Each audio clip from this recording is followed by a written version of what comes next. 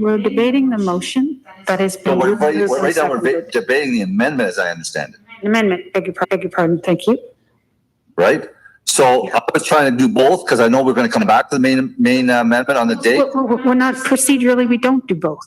Procedurally, we're focusing on. Well, actually, the amendment that has been duly moved and I seconded. can tell you that we have, but I will respect the order of the chair. But I want to make it clear, in practice, we have been trying to be efficient with these types of debates when you have an amendment and there's a date tied to that amendment. But I certainly respect the chair's decision. I'll come back and have that debate after the amendment. So I already made my point on the amendment that it isn't a balance by any stretch of the imagination. How anyone could say that without laughing is incredible. Thank you. Councillor Clark.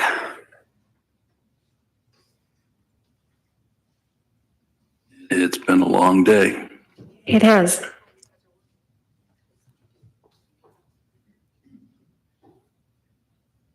So the first question that I have with respect to the amendment is in reference to item D.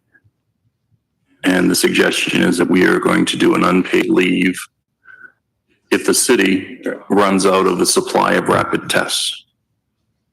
And yet my understanding was that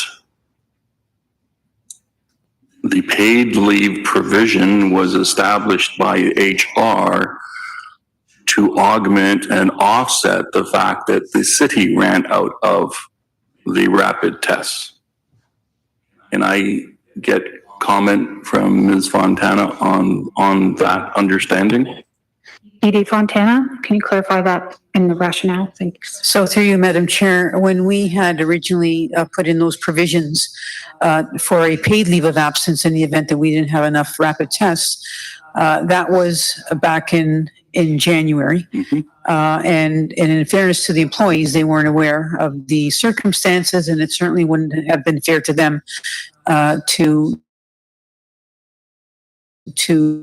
be subject to an unpaid leave since if our issue not to be able to secure enough rapid tests.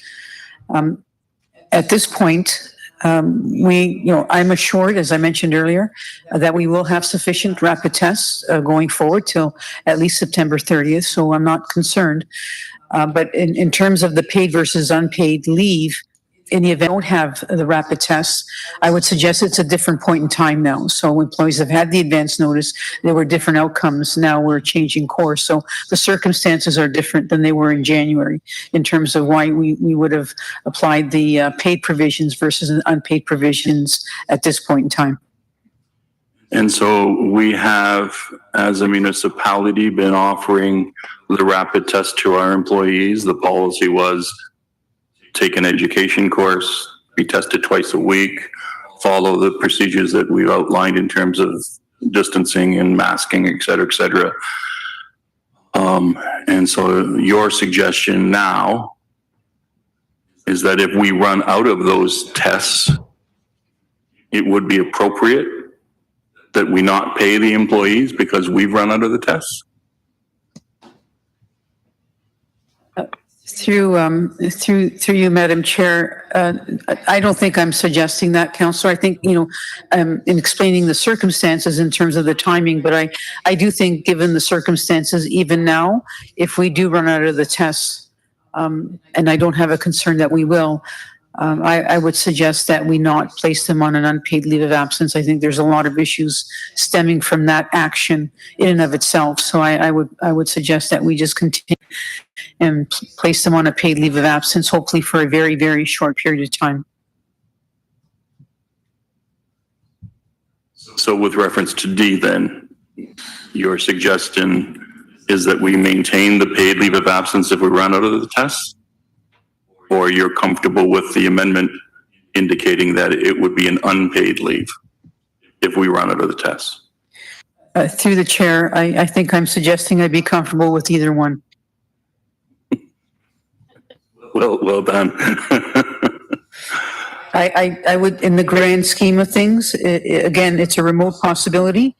Administratively, it would be a lot of work for us to put them on an unpaid leave. I would suggest perhaps even given the circumstances to leave them on a paid leave of absence. Thank you. And then the other question,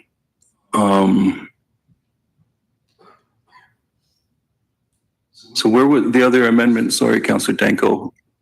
I don't have it in front of me. Would you mind just referring me to where we are? I thought it was B. We're B and D, sir, but It Councillor. was B and D, wasn't it? Mhm. And can you just reference what the B amendment was? Sorry, Councillor Danko. Councillor Danko. I could just ask the clerk once again to put that up on the screen, but it was an interim period between June the 1st and September 30th where unvaccinated or undisclosed employees would be placed on an unpaid leave. Okay, thank you. And I appreciate the intention of the mover for the amendment. I'm not going to support the amendments. I think that Councillor Paul's motion, and let's be fair around this table, councillors, I always strive to find something that is reasonable, pragmatic, a compromise. That's how we succeed as a council. I think that Councillor Paul's amendment is reasonable and pragmatic, and treats employees fairly as we move forward. I have no concerns with regards to the lame duck provision in the Municipal Act as it would apply to this particular motion. Can you imagine if Councillor Danko, you weren't going to get paid for 4 months? Can you imagine any of us, we're going to say, you're not getting paid, but, you know, we'll decide later, we'll figure out the cost, but you're not going to get paid, you're unpaid leave. What does that really mean, unpaid leave? It means what? You're fired. And maybe I'm simple, but to me, it says you're fired. You have no income. I have a family. 2 of them work for the city of Hamilton. Both of them are going to lose their house. I'm going to have them move in with me. I'll tell you, this is serious stuff. We're not playing. We're not playing politics any longer, if that's what it is. We are doing the right thing. I will not support Councillor Danko to not pay them. And you know, and indeed, I guarantee there's a testing there. I call Burlington, everybody doing the test.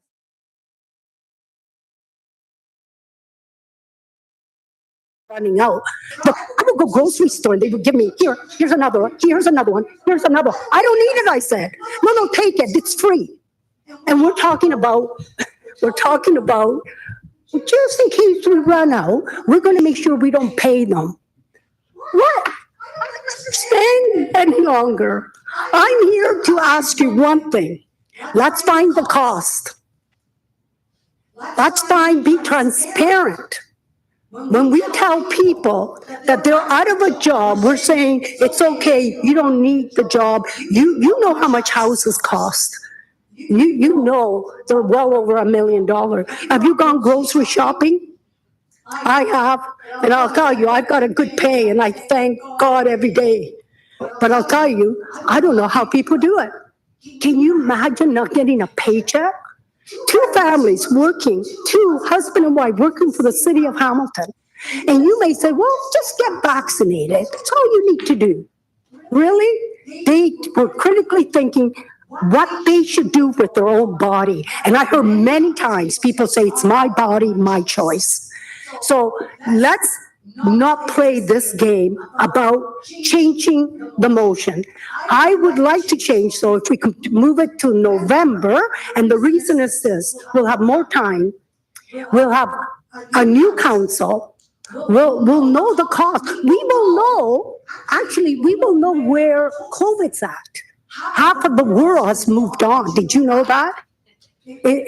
Have you read the news?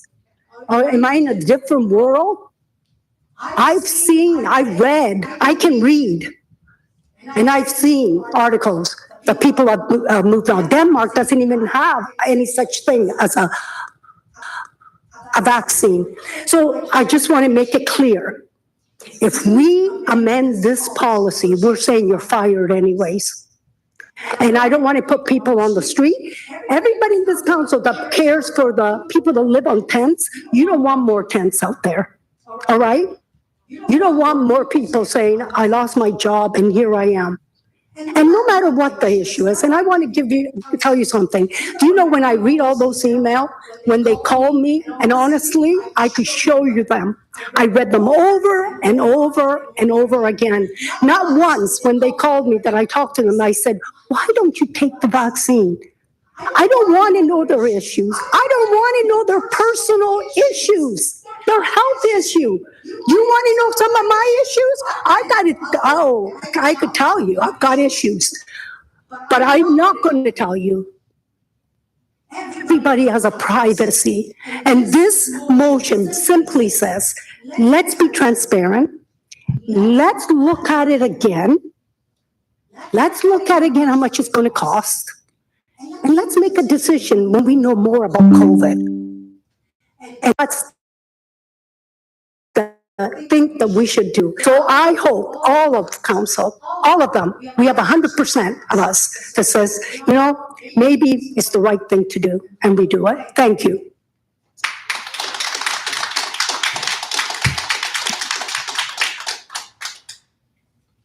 Councillor Nan. And then Councillor Jackson. Thank you, Deputy Mayor, and just a few comments on the amendments that Councillor Danko has proposed. First and foremost, I think it's critical to continue to center what was at the heart of these policies and this entire effort from the get-go, and what I believe we're continuing to center with these amendments that are before council today, and that's health and safety. Health and safety in all work sites across the entire corporation. That's what's underpinned this entire effort and what needs to remain center as we deliberate health and safety. I want to say thanks again to the 90% plus of our employees across the corporation who've upheld the health and safety of their coworkers and the public. The amendments that Councillor Danko has proposed are very reasonable. And in fact, I would say that they're collaborative in spirit with what the unions representing City of Hamilton employees want to see. And I think that is reasonable. I think that is the definition of balance. I think that is the definition of leadership in this time. So happy to support these amendments. Thank you. Thank you. Excuse me. We're going to uphold the decorum of this body. Councillor Jackson. Thanks, Acting Mayor Wilson. First of all, I'm glad we went in camera. Always good to hear some additional advice that we normally cannot get all the time in open session. Secondly, I would ask that B and D, if you're not already going to do it, I would ask that B and D would both be separate votes, please. And lastly, with all due respect to the amendments, I'm going to stay true to the original intent of how the motion was brought forward several hours ago. So I will not be supporting the amendments. Thank you, Acting Mayor Wilson. Councillor Ferguson. Yes, thank you. I just noticed the time is 4:45. We got a lot of big issues left to go. So I think we need to stop talking about this and just get on with the vote. But I won't support the amendment either. I can't, I heard members of council so concerned that it would cripple the corporation having 400 people leave, whether it's on leave. Can't support the amendment. Thank you. Councillor Pearson. Thank you, Madam Deputy Mayor. I wasn't going to say anything, and I sat here listening to every single comment. The concern of lame duck. I asked those questions over 4 hours ago about the date of this and September 30th being after our last council meeting. I don't know where everybody was, but all of a sudden we're coming up with lame duck being an issue. I said at the outset 4 hours plus ago that I supported Councillor Paul's amendment. And I'm sorry, and I don't mean any disrespect to councillors who weren't at that meeting where we ended up with a tie vote, but boy, have we ever ended up in a schmozzle here. And I don't know if that word's going to hit the paper, but what a mess. Honest to goodness, this is an absolute farce. I'm getting emails from residents going, what is going on in there? But, I don't know where we ever said we had to have 100% vaccinated. Even when the province and the federal medical officers of health came out, they were looking at 80, 90% herd immunity. Don't remember where it ever said 100%. I appreciate where we're at, but we have to move on. And by wrangling this around and around is going to get so complicated for our staff to try and enforce. I will stand by the motion that Councillor Pauls has on the floor. I will not support any amendments to it. And I'm just so sorry that we didn't have this pass at the council that we dealt with this weeks ago. Thank you. Thank you. There are no further speakers on the amendment. If I could ask Councillor Nan to take the chair, please, so I can speak to the amendment as proposed. Certainly, the floor is yours. Please proceed. Thank you so much. I will be speaking in favor of this amendment, which I do deem to be very reasonable. And I think the word collaborative was used. I take exception to the idea that in speaking in favor of the amendment, I don't care. And those speaking contrary have a monopoly on care and are for some reason we're playing politics. I like the suggestion that was used, but this is a health and safety matter. It's a public health crisis. And this is about a collective public issue as an employee of a public corporation that is in service to the public, many of whom are vulnerable. I care about the employees who have been vaccinated and now are going to be working with those who are not.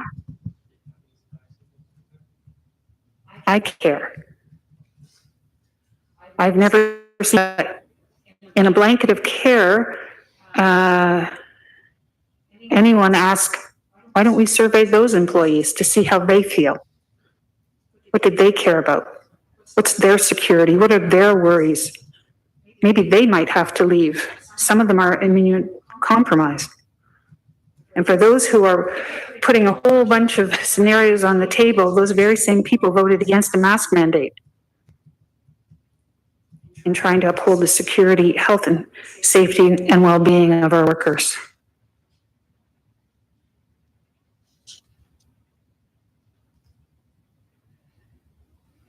I regret also the use of the word, we're so divided. In fact, we are not. Over 90% of public employees have chosen to be vaccinated. Excuse me. They are vaccinated because they feel a responsibility to each other. And the word divided is frankly being used to divide over a number of Canadians supporting this motion for bringing it forward. Thank you very much. Thank you, Councillor. Taking back the chair. Thank you. I recognize Councillor Powers as a first-time speaker on the amendment. Mine's just a point of information, and I noted in Councillor Paul's comments that she indicated that unless we pass this, her 2 family members will be fired. Mm-hmm. I believe she has put herself into an official conflict of interest, but it's up to her to determine whether or not she has to declare that conflict. It's just an observance by myself. Thank you. Thank you. Councillor Whitehead is a second-time speaker. Madam Chair, tribalism. What is tribalism? Tribalism is the ability to divide people into different camps. What has transpired here in the last 4 years? We have a group of councillors that are quite supported by 10% of the population that are socially active. They go after the other councillors that have contrary positions on a regular basis. In fact, want to just take incumbents out because they're from a particular ideology and tribe. I respect that. And then we have the nerve of a council that's associated with that organization and that group and that support to say that there is no division. course there's, Point of order, Madam Chair. Yep. of course there's division. Item Of 7.1. course there's division. Whitehead, you have a point of order being Sorry, asked. am I on the matter? Not under. This is the second or third time he's interrupted. Councillor Whitehead, a point of order has been called. Okay, what's the point of order? Well, Section thank you. 7.1F of the procedural bylaws, speaking on a matter not under debate. Thank you. It is under debate. I'm commenting. Rule that your comments Individual- pontificating about the ideological or community alignment is not in accordance with the amendment sorry. that is proposed. Sorry, look, free speech is about having a little bit of a latitude, one, and two, I'm responding to your comments, Madam Wilson, on this particular debate about there is no division. You said it, I'm responding to it, and now you're saying, oh, well, you can't take me on because we're going to sanitize the conversation. Well, I'm sorry. We don't sanitize conversation in democracy where one side paints a picture which is completely unreal, and most people know that, and cut off the people that are painting the picture of what really is happening in our community and what's really happening around this horseshoe. And that's Point of order that's is free with speech. respect to what is being debated, and that is the amendment as proposed. So why did you Please bring in stick to the divisions, Madam amendment. Chair? Please speak. You bring in divisions into this debate and then now rule me not being in order when you're the one that brought that subject matter in. You can't do both.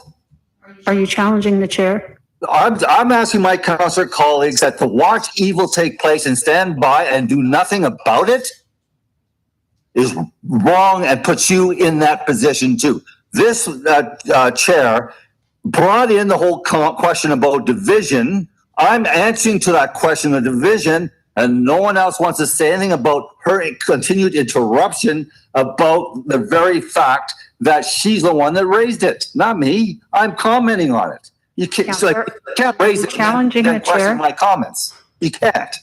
You're in a conflict yourself. Would So you like to challenge the chair? I'd like to continue my conversation without interruption. If Danko does it one more time, then I'm going to challenge Danko.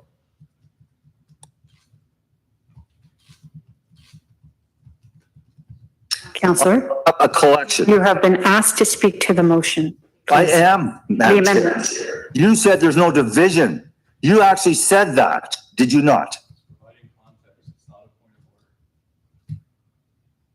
Did you not say there's division? I want a simple answer from you, Madam Chair, and I can continue with my conversation because somehow your comments were lost unless no one was listening, only me.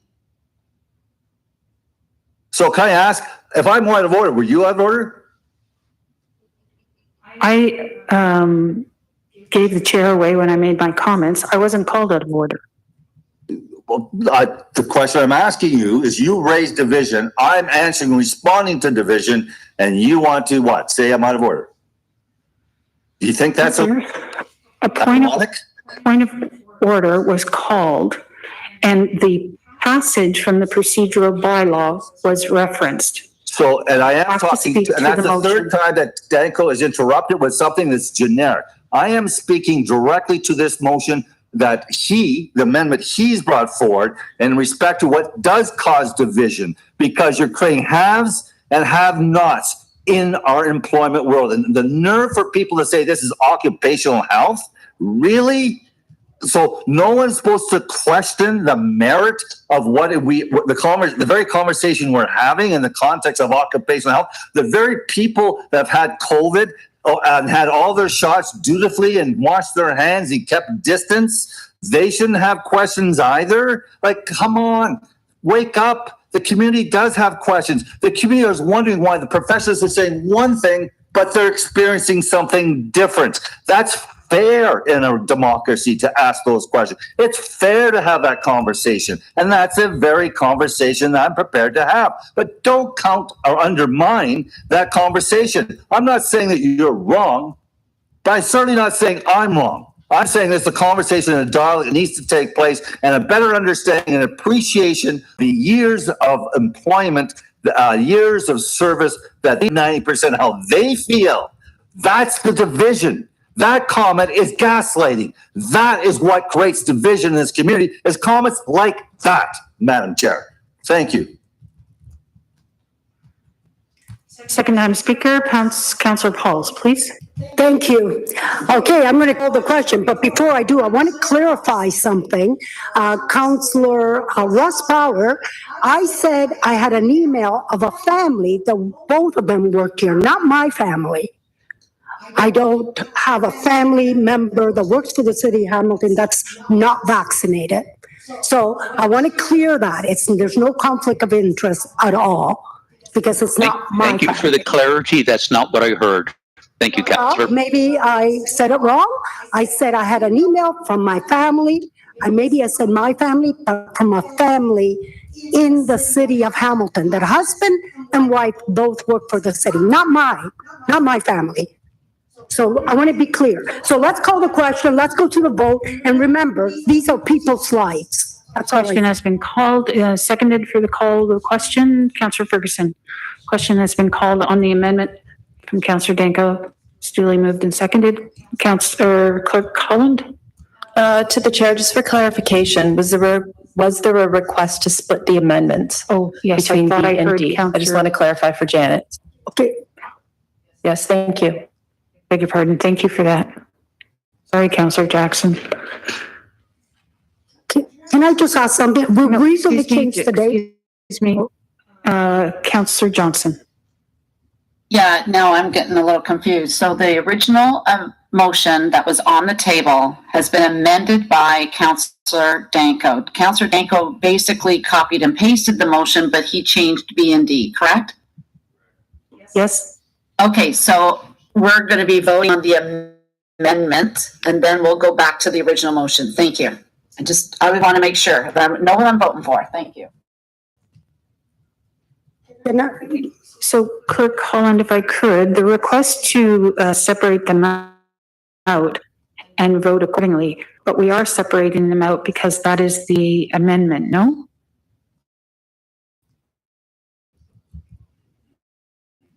Councillor Jackson has asked that B be voted on separately and D, the change to both. Correct, City Clerk.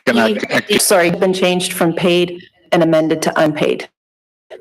So he just wants two separate votes Yes. on each. Yes. Beg your pardon. Thank you, Councillor Jackson. Thank No, you. not at all. Acting Mayor Wilson, because I thought some may want to support B, not D, and vice versa. Thank you. Just want to make sure. Councillor Vanderbeek. See the amendment again. I just want to see what it is in B and what's in C. No problem. Thank you. Thank you. It's on the screen now. Are you able to read that? Yeah, just give me a minute.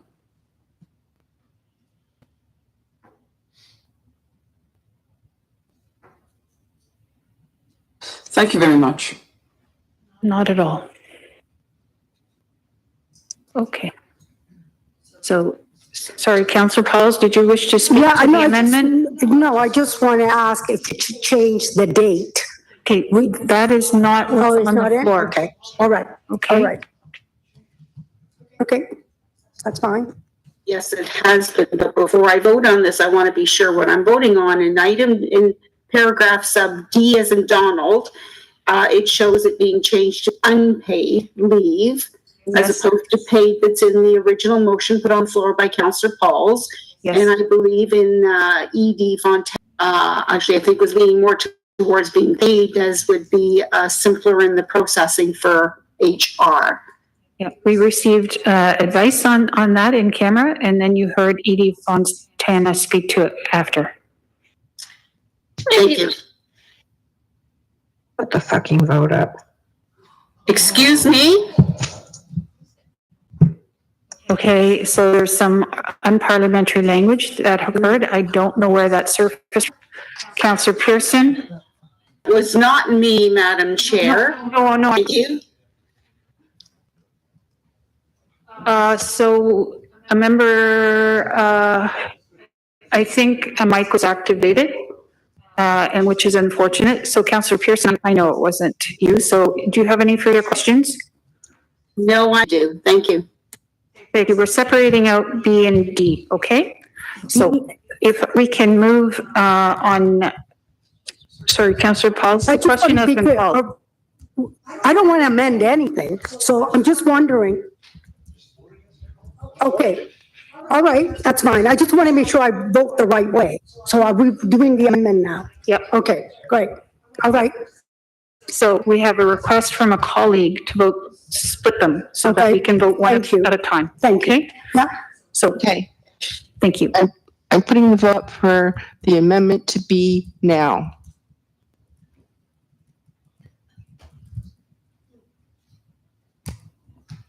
Councillor Powers is voting the affirmative. I am voting in the affirmative. Councillor Partridge is voting in the affirmative. Councillor Whitehead is voting against the amendment.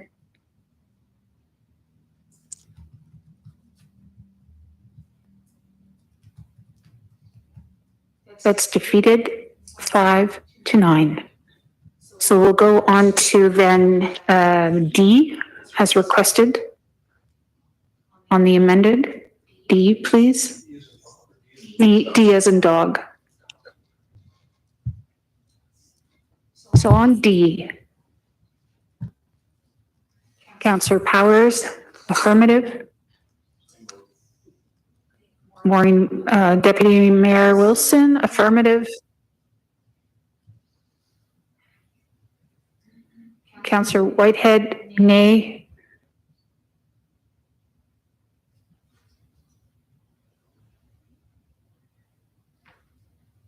That is defeated 5-9.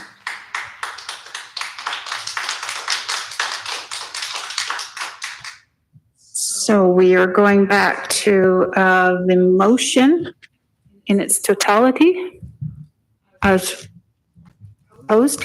Thank you. Are you speaking to the original motion, Councillor Whitehead? You're muted. Yes, as directed by you, Madam Chair, I certainly wouldn't want to cross your path. So if it's okay, the question I have on the date, would it be preferable to move the date? Because what we're saying is that this will come back on September 30th. Is that correct? Through whoever can answer that. If you wish to make an amendment to the motion, I would encourage you to do so now. Yes. So I want to ask though, staff, right now, the way it's written, that means that it would the consideration on would be and review of what's taking place would be September 30th. Is that correct? On September 30th, when the information comes back. Well, I'm going to recognize Clerk Holland. The date is as set out in the motion. Clerk September Holland. 30th, yes. Through the chair. Not to be, I'm just trying to be very technically Councillor correct. Whitehead, you've asked a question. Let's afford the courtesy Sure. of the clerk. If you didn't to answer, interrupt, please. I'm trying to provide clarity and efficiency and you keep interrupting on that. And I'm sorry, but I You're asked specifically, interrupting the you keep clerk. asking me about the question about the 30th. Well, it's relative if you don't have a council that could actually make a decision on the 30th. That's why I'm asking the question. You asked the question and the clerk was about to give you an answer to the question specifically that you posed. Then you interrupted the clerk. Let's try this again. Through the chair to Councillor Whitehead, the last scheduled meeting for council is September 28th of this year. There's nothing stopping from council from calling a special council, providing 2 days notice to ratify or make any other decision past that date up until the election. Thank you. It's And if within you the have 5 domain. councillors not running, Through the chair, it would depend on the decision that council wants to make. okay. Can you clarify that point? Well, it depends on what a hypothetical, any council or councillor would be proposing. Well, so It's for example, the information that we receive, they may say we should reconsider the original position of council. Do you have an amendment that you'd like to put forward, please? Can't get an answer to my question? I think your question has been asked and answered. It's within the domain of council. It depends on. Sorry, I'm asking the clerk a specific question on lame duck council. If we're 75% in the context of councillors of incumbents running, the question I have is that are we in a position to, for example, reconsider any decisions on September 30th? Clerk Holland. Through the chair, Councillor Whitehead, it would depend on the decision that council has before it. As an example, council cannot make any, if council were to be 75% of council is not returning or has not been elected, council cannot make any expenditures or incurring any other liability which exceeds 50%. Sorry, $50,000.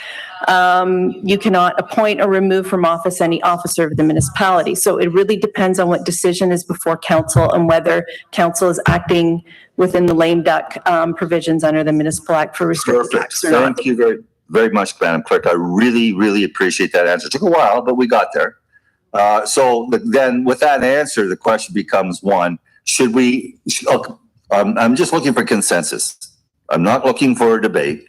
Should we move the date from September 30th to October, November 15th is the inauguration, so say November 25th or 4th, the week of the 24th. Councillor Whitehead, for the third time, if you have a motion that you would like to put forward, which alters the date in the motion, please proceed. The week of November 24th. In a hypothetical debate. Sure, no, that's fair, that's fair. That's fair, Madam Chair. So I move the date being changed to the week of November 24th.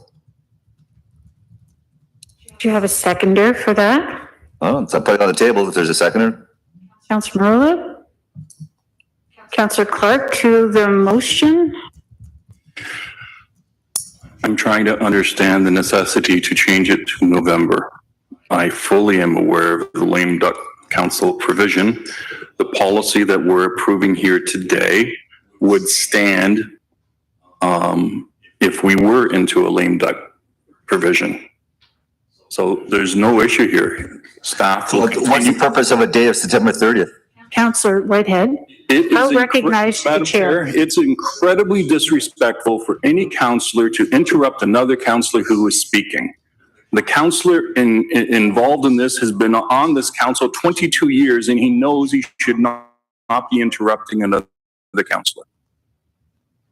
So please show me the civility that I deserve as an elected official of this council. Sorry, I didn't know my mic was on. Sorry. Councillor Clark. That an excuse, because we most certainly know when our microphones are on or off. What pragmatic date of September 30th, that period. So if they do not need any further delegation of authority from council, we are delegating that authority with this motion. They will know what to do after September 30th. It's not necessary to set another date later because of a lame duck provision. So I should continue to support Councillor Paul's motion, and I will not support the amendment. Thank you. Thank you. Are there any other speakers on this? Councillor Jackson? Acting Mayor Wilson, very similar to Councillor Clark. Again, I'll stay true to the intents of the motion that was brought forward several hours ago. And if staff, between the staff and the mover, had worked out originally the September 30th date, I'm satisfied with that, and I won't support any change. Thank you. Thank you. Clerk Holland. To the chair, I didn't hear a seconder for Councillor Whitehead's amendment to the date. Councillor Marula. Councillor Marula, thank you. Yeah. So there are no more speakers on the amendment, which has been duly moved and seconded to change the date. We'll vote on that, please. Thumbs down from Councillor Powers. Vote in the affirmative from Councillor Whitehead. Thumbs down from Councillor Wilson. Thumbs down from Councillor Partridge. It is defeated 2-12. Okay. Then on the main motion, we've debated this issue long My enough. apologies. Sorry, point of clarity. I hit the wrong button and submitted. I thought I got in there in time. I know other counselors have been afforded the opportunity. My apologies. I got confused on what was on the floor. No problem. We'll recast that vote, please. Thank you.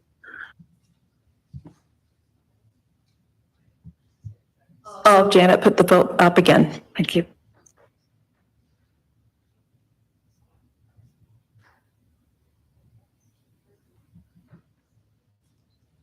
Councillor Powers, nay. Councillor Whitehead, yay. Councillor Wilson, nay. Councillor Partridge, nay. Councillor Whitehead, I think I called you, sorry. That is defeated, 1 to 13. Thank you. On the motion, please and thank you. We'll go to it. So we're voting on Councillor Paul's motion. Is it Rich? Yes? Thank you. Okay. Councillor Whitehead, yay. Councillor Wilson, no. Councillor Powers, yes, yay. Sorry, Councillor Councillor Powers, nay. Okay, sorry about that, Councillor.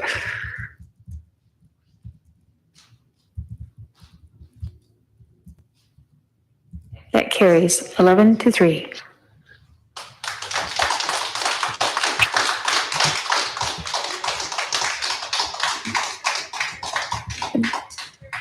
Okay, so do we, if you afford me just a minute to get back into the GIC, were there any other items, Clerk Holland, in that report? No, you're on page 10 of the roadmap and item 5.4 AFNA. AFNA, thank you so much for your help in all of that.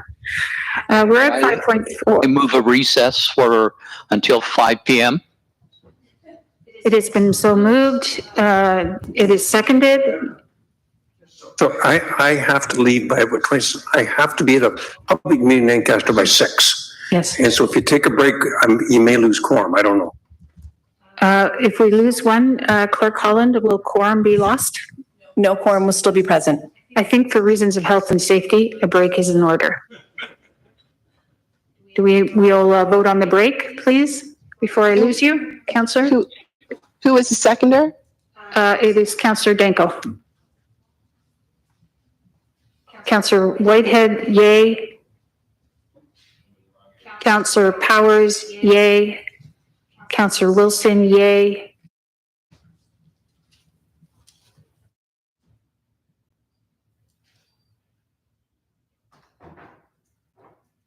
Just waiting for Councillor Partridge. Councillor Partridge? On the break, yay or nay? Yay, Councillor Partridge? 13 to 1. We're going to reconvene in 15 minutes. That takes us to 5 o'clock.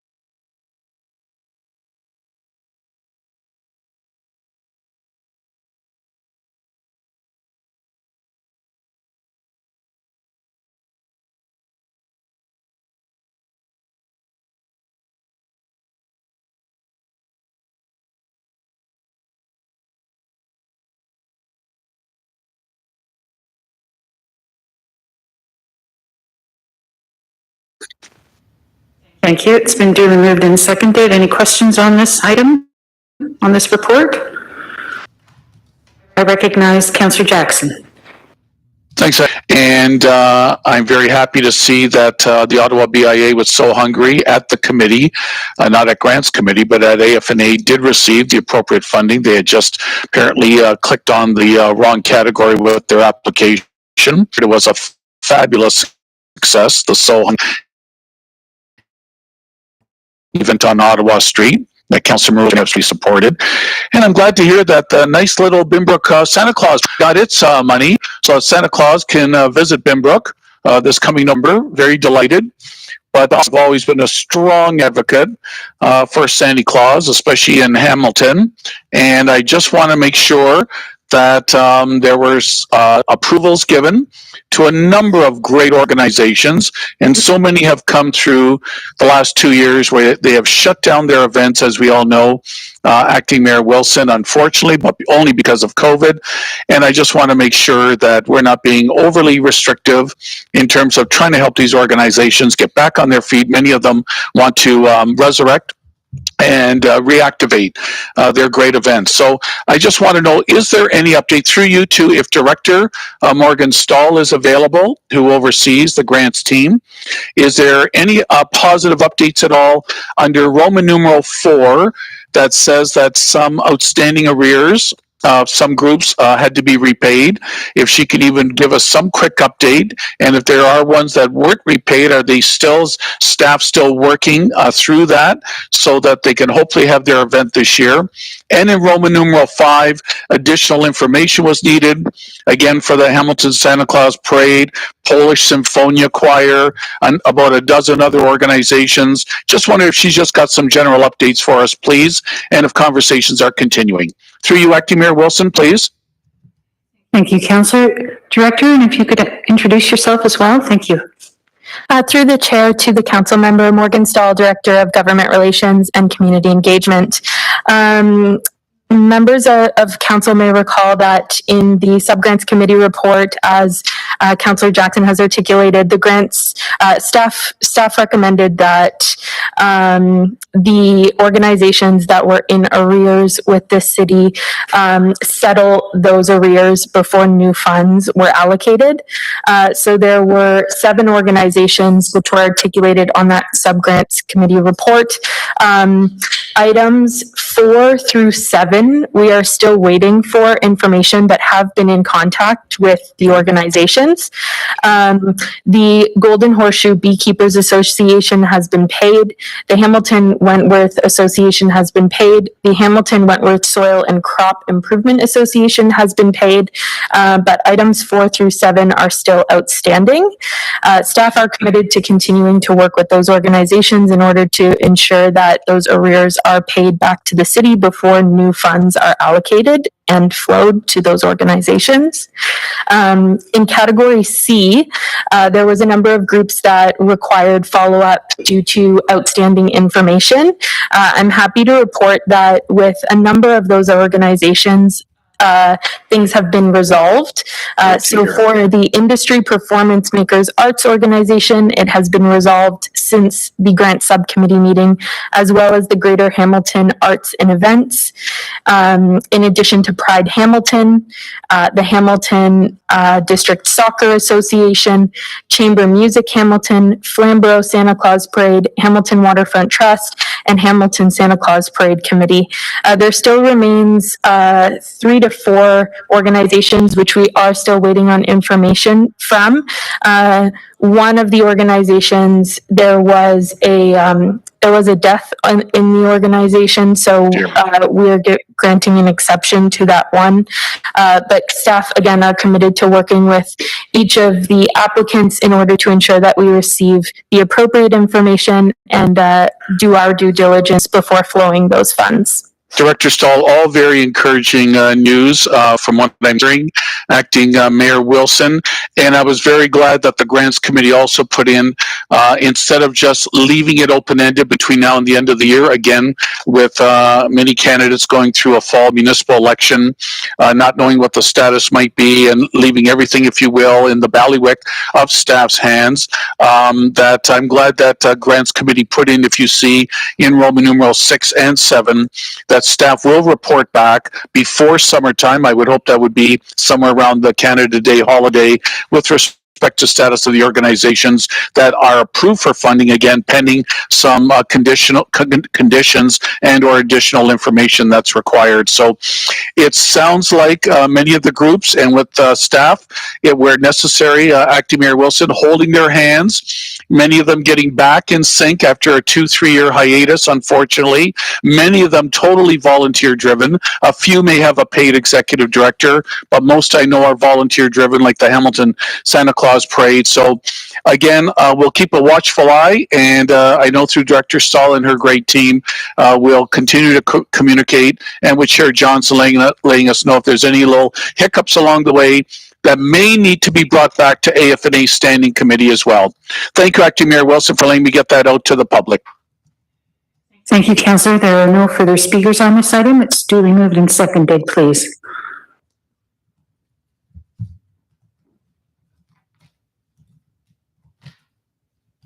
On the AFNA report as a whole.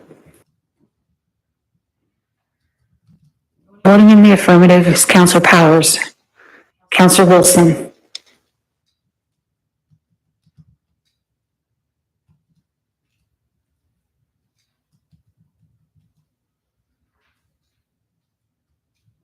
Councillor Whitehead. Councillor Whitehead is not present.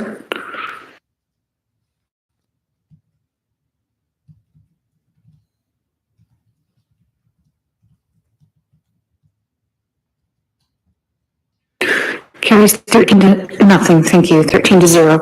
On to Emergency and Community Services. Councillor Clark, may I please have a motion to receive and approve the recommendations within the report of the Emergency and Community Services Committee? Thank you, Deputy Mayor Wilson. It's the Emergency and Community Service Committee Report 22-008. It's moved by myself and seconded by Vice Chair Councilor Marula, that Emergency and Community Services Committee Report 22-008 being the meeting held on Thursday, March 19th. Do I have the right date? No, that's May, right? May 19th. Be received and the recommendation contained therein be approved. Thank you. Don't want to go back to March. Yeah, no, it's a long way back. Yeah. Thank you. Thank you. Are there any speakers on any item in the report? I recognize Councillor Jackson, followed by Councillor Ferguson. Councillor Jackson. Thank you, Acting Mayor Wilson. On item 2, again, having missed last week, the Hamilton Paramedic Service Master Plan. However, before I left for being out of town last week, I did meet with Chief Sanderson and deputy and his deputy as well, and we shared some ideas, and I did get a copy of his 10-year master service plan for the city of Hamilton. And of course, the request that committee has brought forward here under Appendix A that will require probably, if I interpreted correctly, 1 vehicle a year for the next 10 years for our municipality. And again, I've been always very supportive of all our emergency personnel, police, fire, and paramedics, for work they do that I could never even think of doing.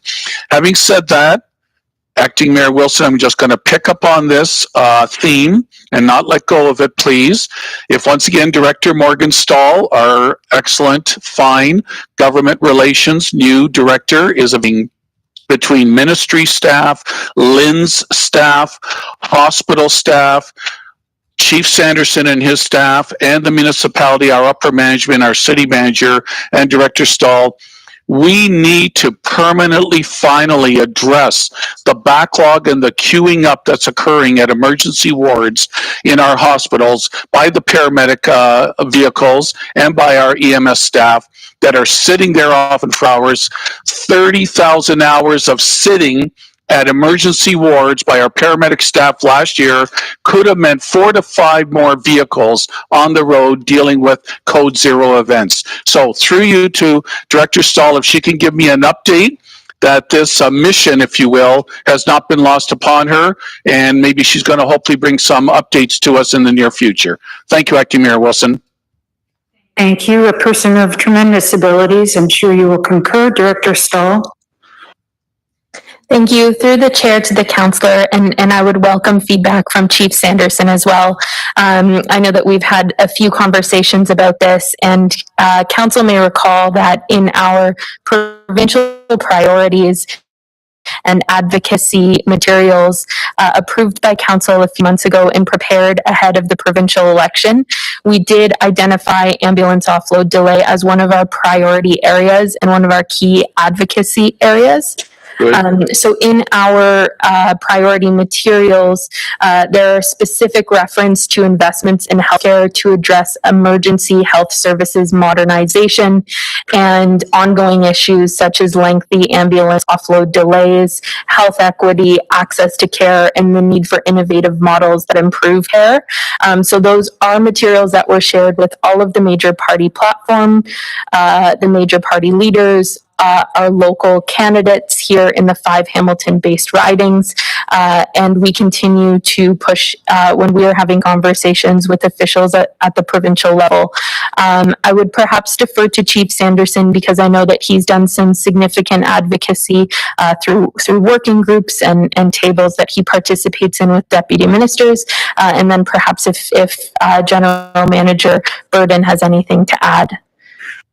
Councillor Jackson, would you like to hear from Chief Sanderson? Sure. First, a thank you to Director Stahl. And Director Stahl, all I would say is thanks for what you're doing to bring awareness during the election campaign of the province. But it's after June 2nd, whoever's in power, I want to make sure a round table of some sorts is formulated and installed. Now, through you to the Chief, please. Chief Sanderson. Through you, Madam Chair. Thank you, Councillor, for the question in the process, and you're absolutely correct. Offload delays are a significant challenge. They've been here a long time. 2005 is when last did a report and a review, and they implemented offload nursing in 2007 as an interim strategy, and that was a very interim strategy, and we continued to utilize that. The ministry's funding us at about $1.3 million a year, which we're flowing through to the hospitals to alleviate that challenge that we have operationally, and I must say not successfully in the process. As you've identified, 30,000 hours, actually 32,000 hours last year. That works out to about 87 hours per day of offload time. I can tell you that in the first 4 months of this year, it's higher than that. Oh, man. So we're challenged even further in that process, and we continue to work on that. The good news, going directly to your question, Councillor, is we have had meetings with the ADM. We've had meetings with senior ministry staff. We've had meetings with the hospital senior leadership. They have reactivated the Joint Oversight Executive Group. There are people from the city engaged in that process. The ministry's clearly demonstrated interest in it, and they're providing funding in some direction to the hospitals with respect to how they end up improving on that.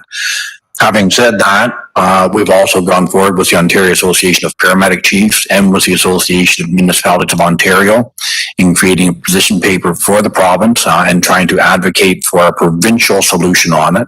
It's not a time for interim solutions, it's a time for permanent solutions to end up managing those challenges.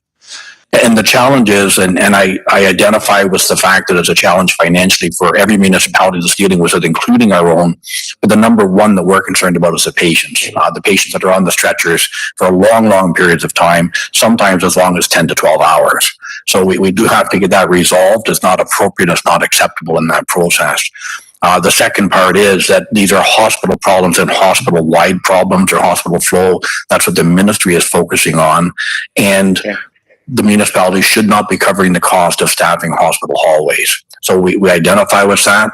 Our challenge in identifying within the plan, Councillor, is if they solve the problem for a week or for 2 weeks or for 3 weeks, it still doesn't change the fact that we need to manage it and we need to have resources going forward for when it doesn't get changed. We've had good days, we've had good weeks, we've had good years, and the problem continues to recur. So we have to manage that, and we have to plan to manage that effectively. in our plan, in our master plan, that's where we have it headed. And as we continue moving forward, I would be the optimist and hope that the province does come up with good solutions on it, and they're long-lasting solutions. But that remains to be seen, and I think that's a very, very political question that needs to be addressed at higher levels of government. Acting Mayor Wilson, thank you, Chief Sanderson. Thank you, Director Stahl. With the co-leadership of the two of them, Acting Mayor, I think we're in very capable hands. And it sounds like they, especially Chief Sanderson, as head of our 300 plus paramedics in the department, wants to resolve this thing once and for all. And I fully support him as long as I'm on council. Thanks, Acting Mayor Wilson. Thank you. Up next, Councillor Ferguson. Thank you, Madam Chairman. And I have trouble supporting this, and I'll just explain why.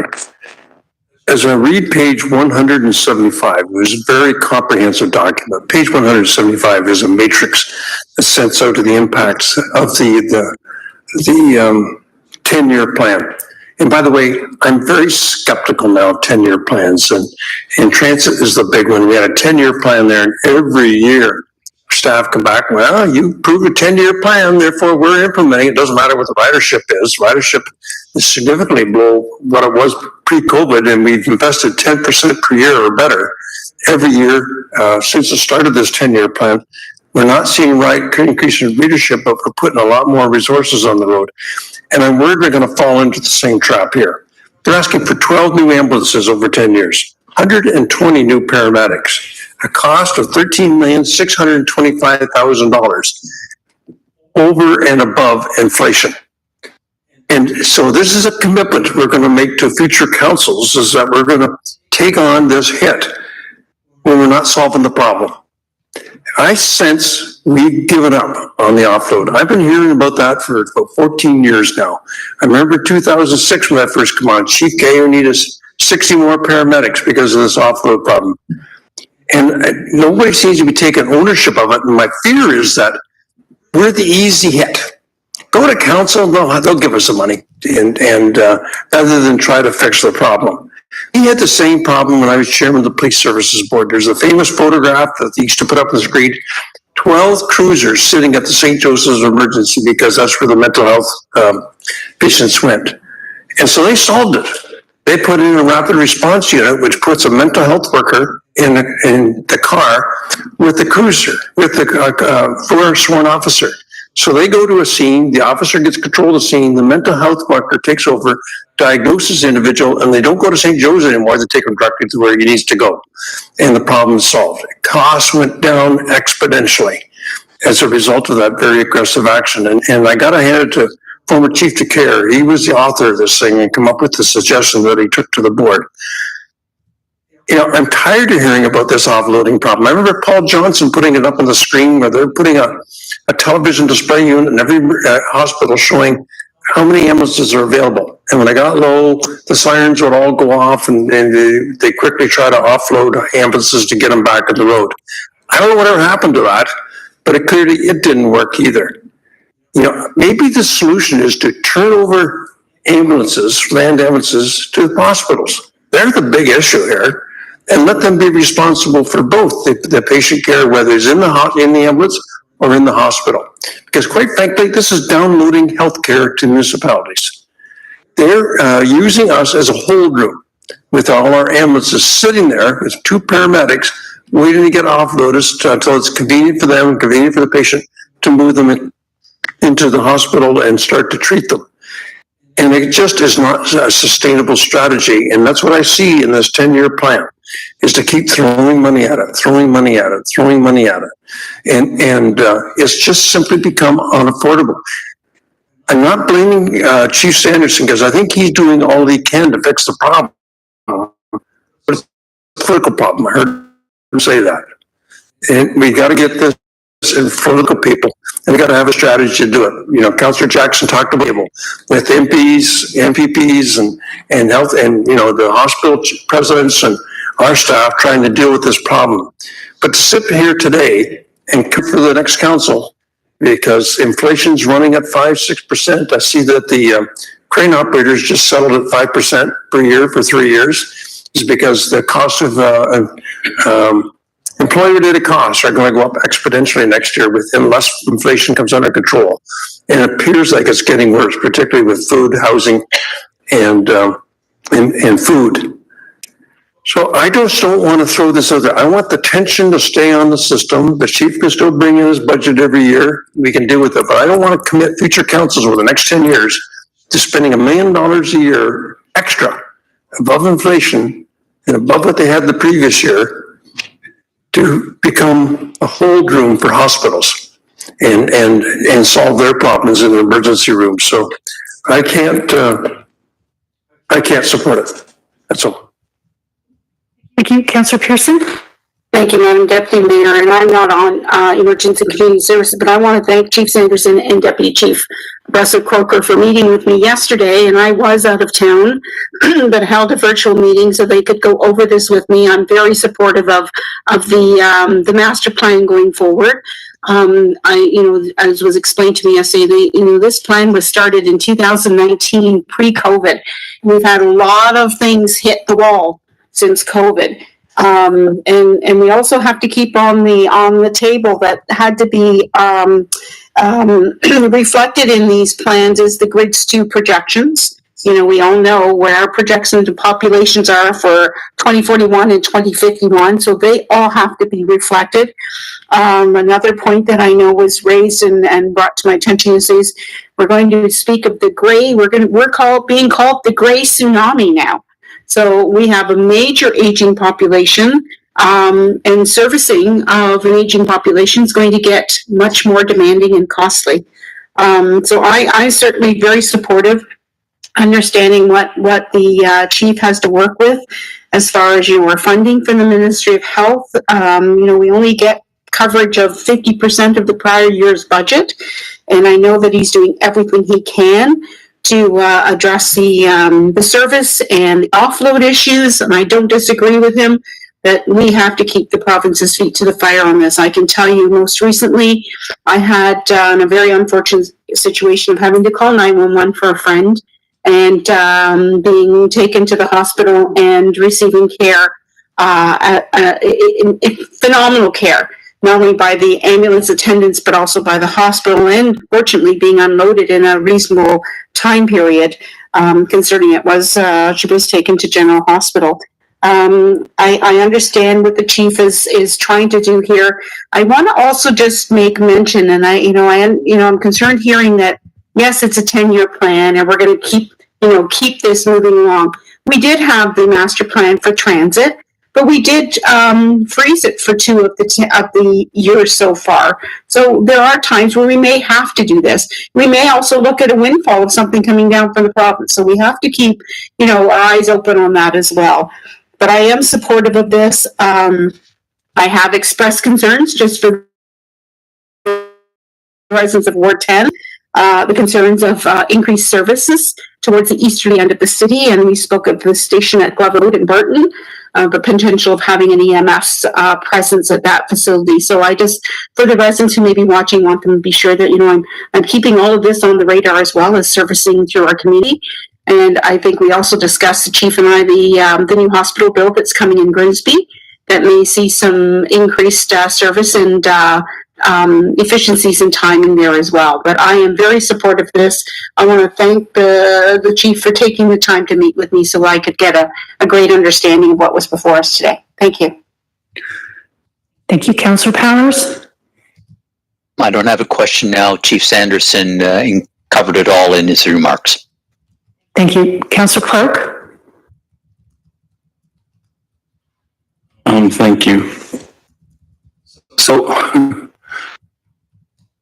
my understanding is that the 10-year plan is taking into consideration the growth of the population, the changing demographics of the population, and the demands for service therein.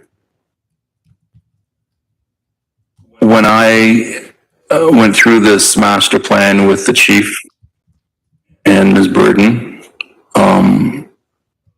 my concern was around the response times.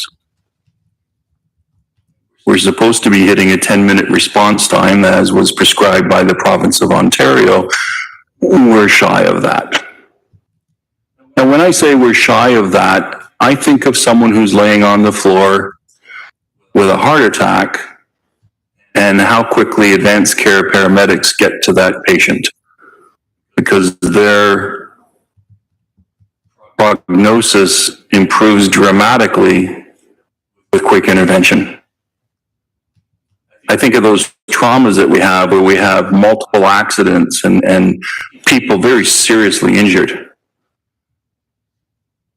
How fast can we get our ambulances and paramedics, advanced care paramedics, to them to ensure that they can get transferred to a trauma center as quickly as possible? I think of my son when he was shot and laying on the floor. And had it not been for the police entering the building without knowing whether or not the shooter was still armed and alive, and the paramedics following right behind the police, he likely wouldn't be alive today. Those are the issues that we need to address through duty of care. And we're mandated by the province and by legislation to ensure that the service levels that are being proposed by our chief meet the demands of our community. And so I get the ongoing battle with the province with regards to the offloading. But we cannot be derelict in our responsibilities and say, well, the province hasn't fixed the offloading, so we're not going to improve our ambulance service to meet the demands of a growing population and aging population. I'm comfortable that item B in this report indicates very clearly that staff have to come back with capital and operating budget requirements through the budget process for consideration as required. And that happens every single year of this 10-year plan. So the council of the day will have that opportunity to say yay or nay at that particular time. We may find 2 or 3 years from now with the work of Morgan that the government of Ontario finally fixes the offloading problem, which incidentally, Deputy Mayor Wilson, is not just an issue for the city of Hamilton. It's an issue for most major municipalities in the province of Ontario today. So we're not alone when we're addressing that issue. But the residents who are in need of an advanced care paramedic, they are alone until that assistance arrives. And they're expecting their councillors in this city to ensure that the level of service is there for them. God forbid we get to a position where the response times are 15, 20 minutes for an advanced care paramedic. So I think the chief is proposing something that is, it's not a question of reasonableness, it's a question of need. We cannot expand and bring in a higher population within our municipality if we do not service that municipality. We talk about it all the time, and all of the other services that we provide for this municipality, ambulances and police and fire are the 3 things that people talk about the most, that people depend on. When they call that 911 number, they want the ambulance there now, not 20 minutes later, now. They want the police there now. They want the fire department there now. If we don't have the wherewithal to do that, then we are failing in this municipality. I support the chief's capital plan going forward, and we will address it each year of the budget process for the next 10 years. Thank you.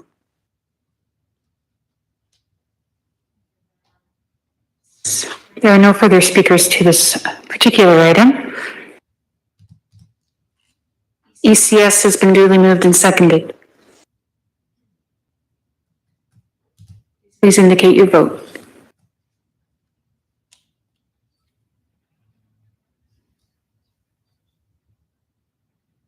I'm in the affirmative. Councillor Powers is in the affirmative.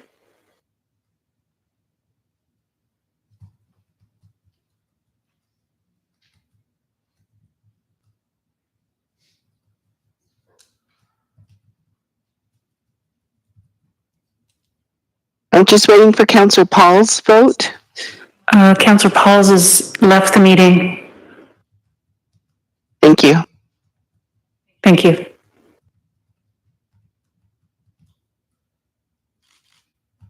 Carries 11-1. Councillor Mann, may I have a motion to rise from the committee of the whole, please?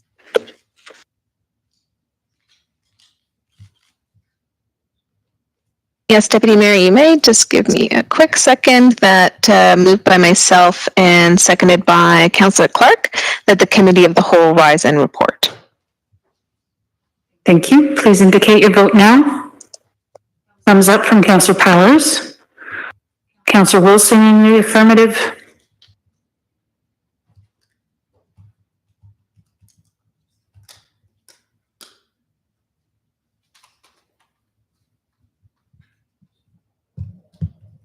Janet, Councillor Ferguson had to leave the meeting as well.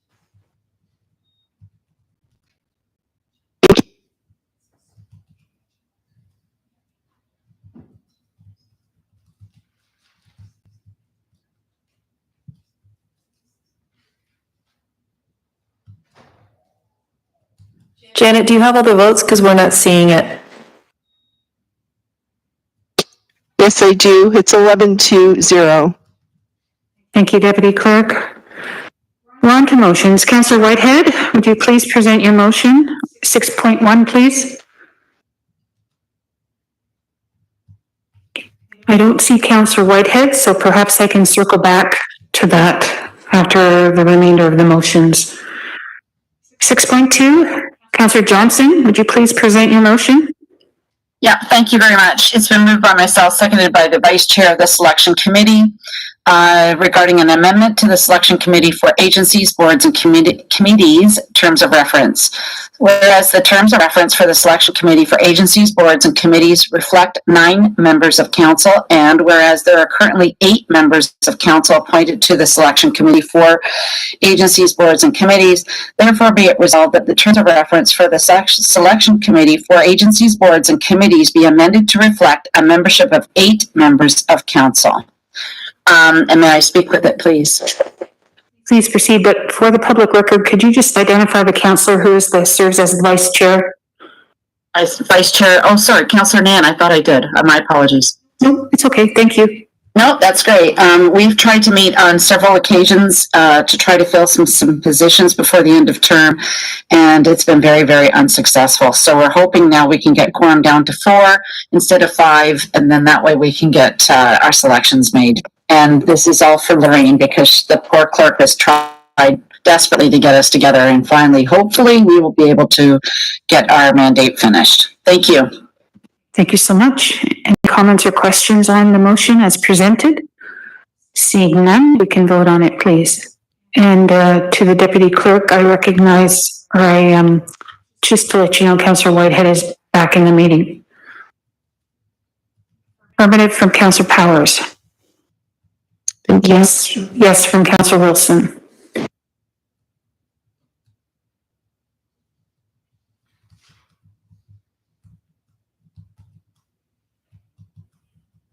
And Councillor Whitehead's vote? Councillor Whitehead, we're on 6.2, the motion. Can you indicate your support or your not support? Thumbs up from Councillor Whitehead. Councillor Brenda Johnson did an excellent job explaining it. Okie doke. And I take it that Councillor Johnson voted in the affirmative as well? Yeah. Yes. Sorry, excuse me, Chair, just to let you know that, yeah, it's coming in a little late for me, so I'm going to try to do the F5, but sorry, Janet, it's in now. It's okay.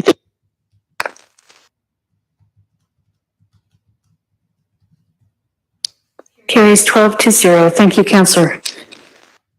Councillor Whitehead, we're going to swing back to 6.1. If you could kindly introduce your motion.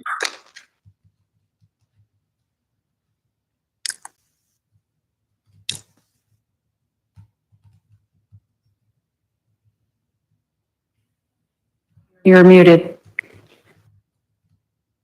You could unmute yourself, please. Thank you. I do not have the motion in front of me. It is time sensitive. I've been working with Gary Moore, not Gary Moore, sorry, Gordon Murdoch, and we had some issues that recently developed on Garrow. We have some capital, and he said we have the opportunity to fix that problem now. So that's basically the motion allowing me to use my area rating money to address this particular problem on Garrow. I'll second the motion. To the chair, I'd be happy to share it if everybody would like me to. For the public record, perhaps that would be a good idea.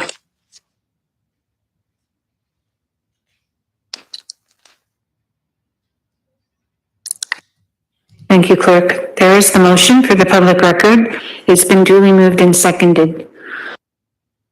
Thank you, clerk.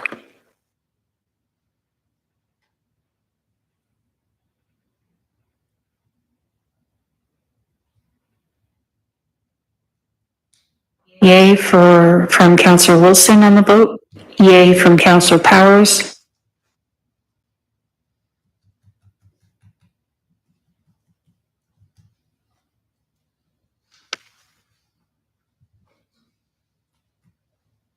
Yay from Councillor Whitehead.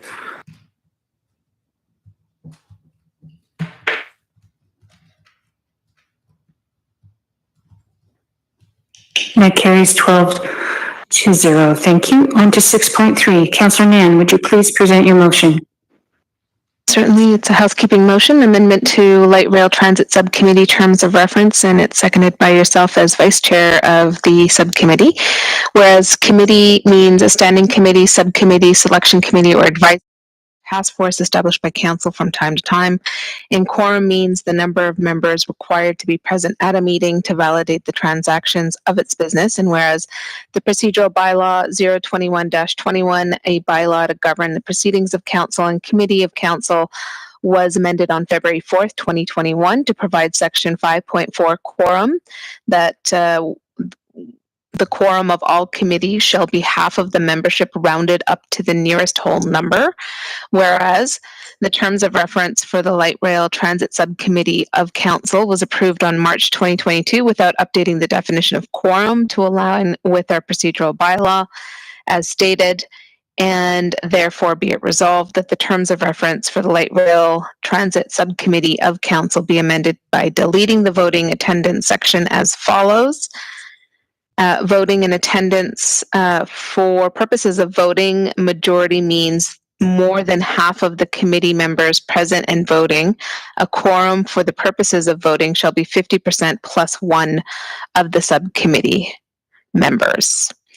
And if I could, through you to staff, just to clarify, the definition of quorum for us through our procedural bylaw is stated to be half of the membership rounded up to the nearest whole number, which is different from 50% plus one member.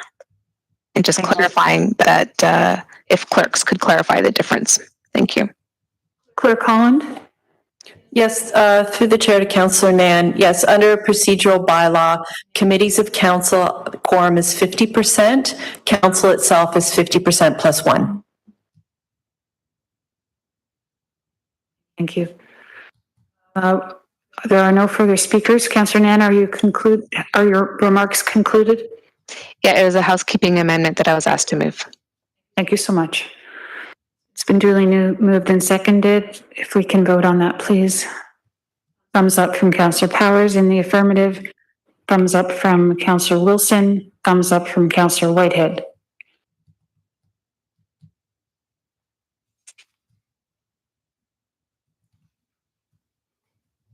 That carries 12-0. Thank you. On to notices of motion. 7.1. Councillor Marula, you have a... My apologies, Deputy Mayor. There's 6.4. Thank you. And so this motion, this is council's request for cities tribunals to consider adjusting their meeting format, and it's seconded by Councillor Johnson. Whereas the Council for City of Hamilton has the delegated authority to tribunals to make decisions on their behalf. And whereas the city's tribunals fall under the Statutory Powers Procedural Act and under Section 5.21 permits electronic participation for hearings. And whereas the term priorities for council include trust and confidence in government with a goal to provide the public with greater access to city government information and opportunities to become more engaged in decision-making processes that impact their community. Therefore, be it resolved, A, that council requests the city's tribunals consider continuing to provide live streaming of public meetings and to continue to permit electronic participation in addition to in-person participation for all the parties, members of the public and members of the tribunal participating in the tribunal. B, that a copy of this resolution be forwarded to each of the city's tribunals, and C, that staff be authorized and directed to provide any required staffing support and technology to support electronic participation at tribunal meetings to be funded from the Development Fee Stabilization Reserve for 2022 and referred to the 2023 budget process for future years.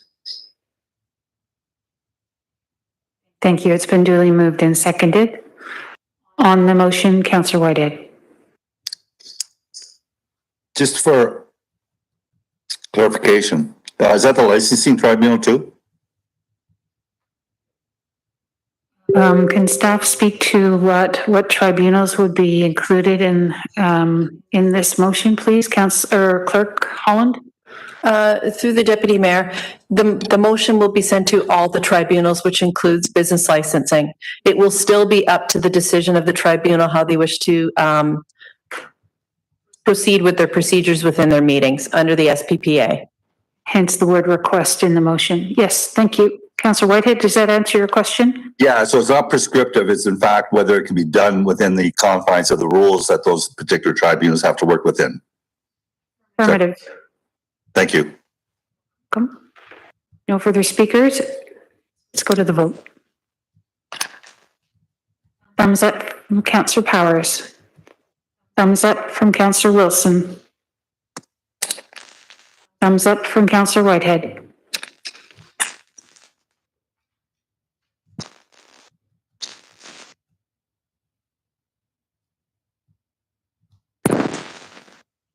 Carries 12-0. Thank you.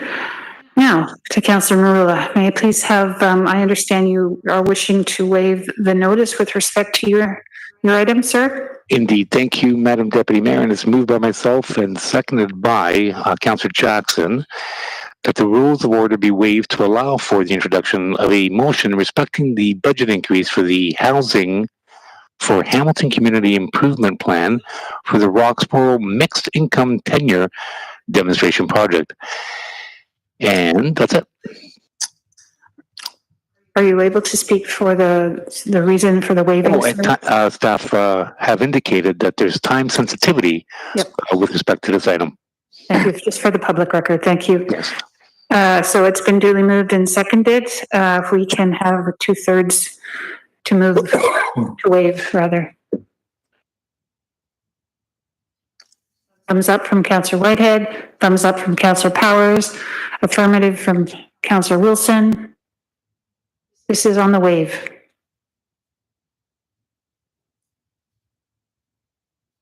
Thumbs up from Councillor Partridge. Thumbs up from Councillor Vanderbeek.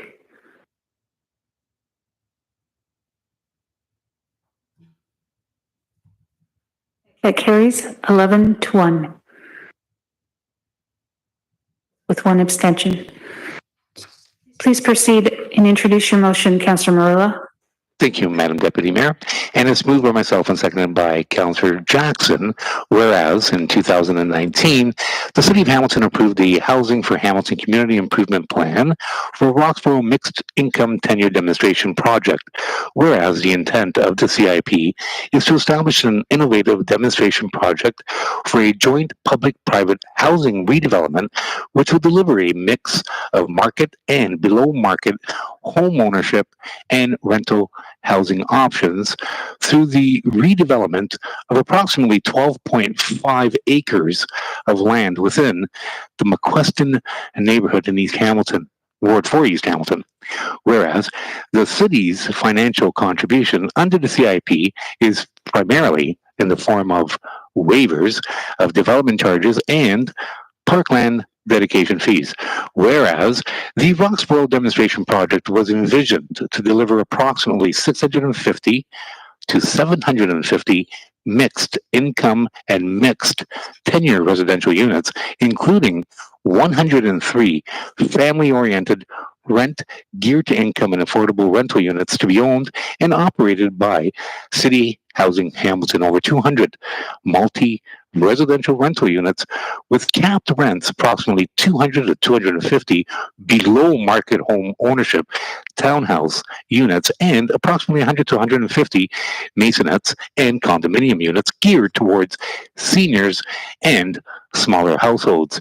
Whereas the 103 unit City Housing Hamilton building is nearly complete, and the first 126 below market home ownership townhouse units are under construction, whereas the Roxborough Development Group has now secured preliminary approval with CMHC for participation in the Rental Construction Financing Initiative program designed to facilitate the construction of new rental housing that is attainable and affordable, which would allow the Roxborough demonstration project to construct 352 affordable rental units, far surpassing the minimum 200 rental units required by the city's CIP. Whereas the affordability benchmark for the rental units would exceed the affordability threshold established by the city's CIP, such that rents for new tenancies would be capped at not more than 90% of existing market rents for comparable product, 10% below market at minimum, and rents on 20% of the units, 70 suites, must be set at rents not to exceed 30% of household income for the Hamilton CMA. Whereas a precondition of the federal RCFI program funding is that the municipality also make a contribution towards the project, which would satisfy the city's development charge contribution under the CIP. Whereas expanding the scope of the city CIP to provide for significantly more rental units as well as enhanced affordability for all rental units will require an expansion to the CIP current budget of approximately 10.5 million. And whereas there is a significant time sensitivity to confirming the city support in order to leverage the federal support or federal money. Therefore, be it resolved that the budget for the for the Housing for Hamilton Community Improvement Plan for the Roxborough Mixed Income District to include approximately 352 affordable rental units and to secure an enhanced level of rental affordability to be funded first from any 2022 Favorable Housing Services Division surpluses, and second, from the unallocated capital reserve number 108020, and B, that the general manager of health and safe communities and the general manager of corporate services be authorized and directed to enter into any necessary agreements for the provision of the enhanced funding under the CIP in a form satisfactory to the city solicitor. And if I could just quickly remind everyone, this started back in 2015. And we took a bad news scenario when they closed Roxborough School and made basically lemonade out of a lemon. So we now are looking at a very significant mixed use residential development that is changing the face of the McCluster neighborhood. As you know, the McCluster neighborhood was home of Oriole Crescent, significantly over concentration of affordable housing, ghettoizing the area from an income standpoint. Since then, however, based on the expressway being developed and the influx of Torontonians and a significant amount of money, the area has significant renaissance that we're experiencing. This will be the icing on the cake. And let's look at this from a numbers perspective. It was a school that generated absolutely no taxes and will continually and perpetually generate taxes for generations to come, not only in the project itself, but within a surrounding radius of that project. So this project will continue giving to this community for many years to come. But I must say, as much as I've accomplished in Ward 4 East Hamilton with the help of Ward 4 and Council, I have never been able to say that I could support and build an apartment building in Ward 4 East Hamilton. Never thought it would happen again. And this is what's before us with federal money that we might lose if we don't support this today. So I appreciate your time, and the continued renaissance in Ward 4 East Hamilton continues, and it can only do so with your help. Appreciate it. Thank you.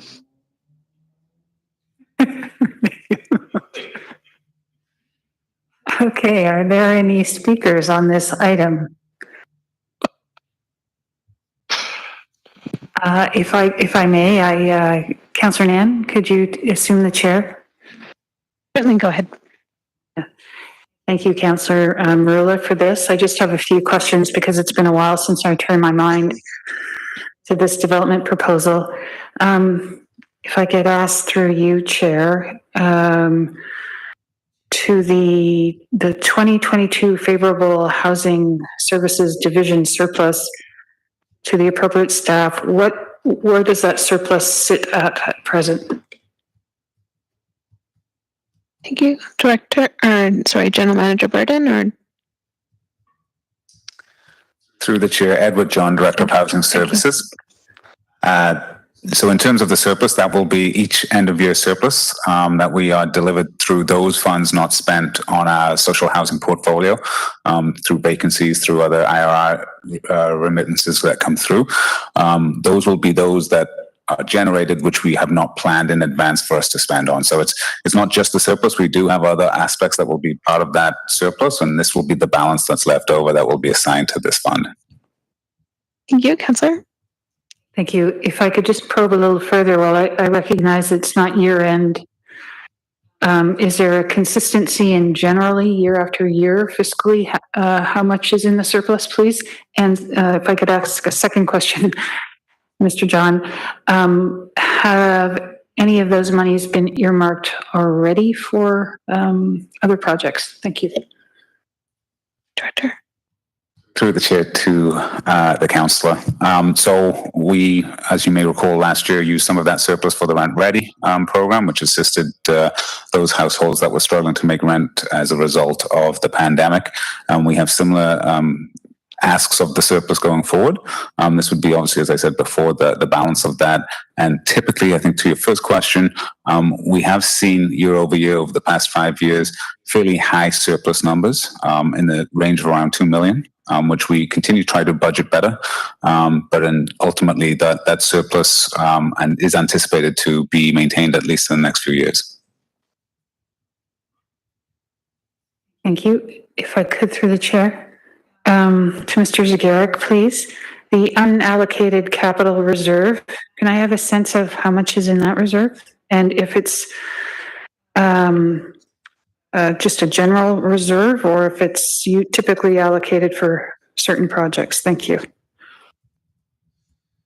Through the chair, I don't have the specific balance, but I believe it is somewhere in that 90% of council's target for the reserve balance. That would bring it somewhere around that $30 million mark. The reserve, the purpose for the reserve is for infrastructure or capital related investments. We have drawn on this reserve in the past as it relates to funding development charge exemptions. And so both identified funding sources are in keeping with previous council decisions as it relates to development charge exemptions and investments in housing. Thank you. Those are my questions. Thank you, Councillor Nan, for taking the chair. Councillor Clark, did you have a question on this? I don't have a question. It's just a reminder to the general public that I declared a conflict of interest at the beginning of this meeting for this particular item, as I have a pecuniary conflict as one of the principals of the planning consulting firm as a retail business interest with my son. Thank you. Yep. Thank you so much. Any further speakers on the item? Seeing none. It's been duly moved and seconded, please. Affirmative from Councillor Powers. Oh, Councillor Pearson, no, affirmative, okay. Thank you. Affirmative from Councillor Whitehead. Affirmative from Councillor Wilson.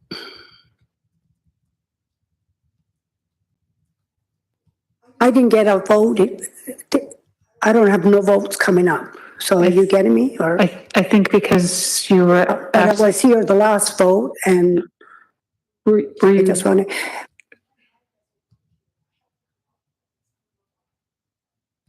So were you able to vote in this one, Councillor?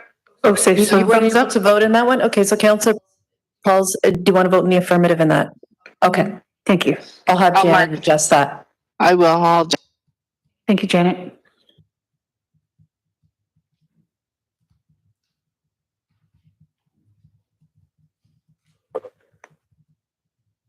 So the result is 12 to 0. Thank you very much. Okay, we've already done 7.2. We're on to statement by members, I believe. Item 8, members of council. Do you have any items of interest? If you could, and I'll work my way down the list. I'll put myself on last. Councillor Nan. Yes, thank you, Deputy Mayor. I did want to inform Ward 3 residents, as we have through our e-newsletter, as well as through our social media channels, that effective this Friday, we will be hosting Ward 3 office pop-ups. We've been cleared to be able to host these community pop-up office hours across different neighborhoods in Ward 3. Though it was on our work plan for spring 2020, the pandemic required us to pivot to virtual platforms, and we've been maintaining those on a bi-weekly basis. And through the pandemic, we've also been quite conscious of the fact that there's a digital divide and recognize not all of our neighbors have been able to connect with us for support on city service questions and concerns or ideas, especially and included in that are residents who do not have access to phones. Our objective with this roaming casework initiative is to connect with residents and neighbors one-on-one in Ward 3 to listen to the issues that matter most to them, and I'll help identify next steps to address them.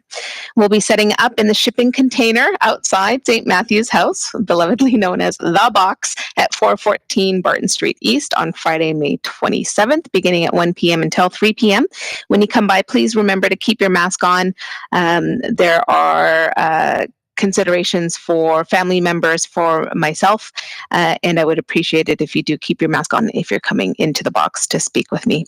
And please do help get the word out to your neighbors who don't have internet access, and encourage them to come by. We'll be roaming throughout different of the neighborhoods across the ward over the next coming months. Thank you.